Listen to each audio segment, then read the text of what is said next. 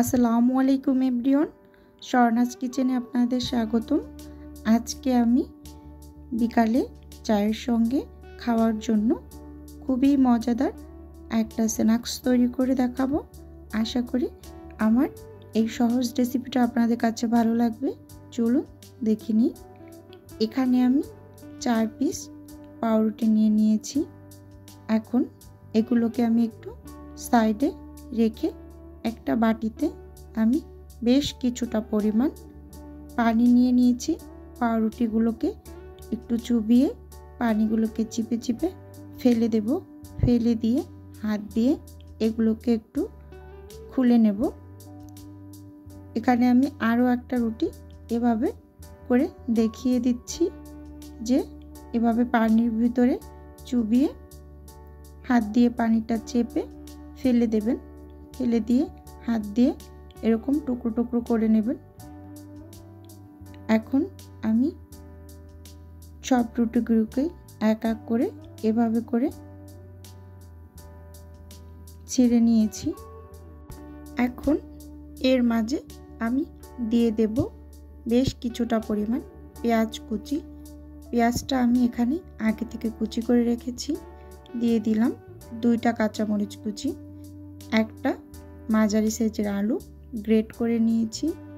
দিয়ে দিলাম হাফ চামচ হলুদ গুঁড়ো, হাফ চামচ মরিচ গুঁড়ো, হাফ চামচ জিরা গুঁড়ো, হাফ চামচ ধনিয়া গুঁড়ো, স্বাদ মতো লবণ, 1 চামচ চিলি ফ্লেক্স, 1/4 কাপ চালের গুঁড়ো।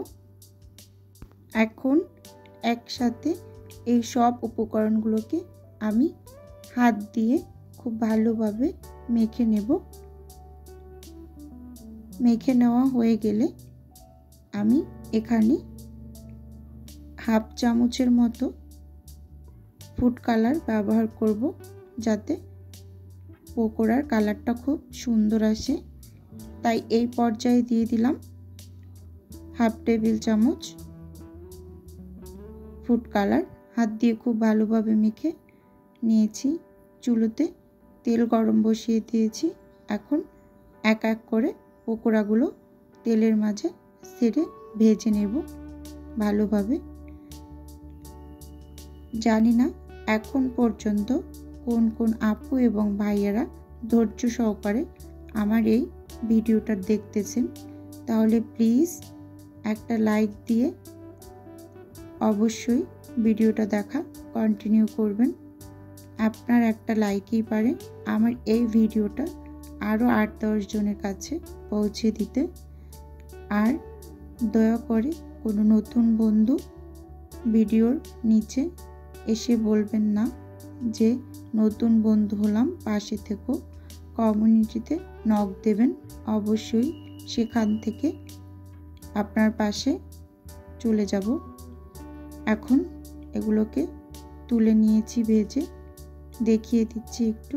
দেখুন এটা দেখতে কতটা সুন্দর হয়েছে এবং এই ব্রেড পকোড়াটা খেতে অসম্ভব ভালো লাগে। নর্মাল যে আমরা অনেক কিছু দিয়ে তো পকোড়া তৈরি করি, কিন্তু এই ব্রেড পকোড়াটা বেশ ভালো লাগে খেতে। ভিডিওটি যদি ভালো লাগে তাহলে লাইক এবং সাবস্ক্রাইব করে পাশে থাকবেন।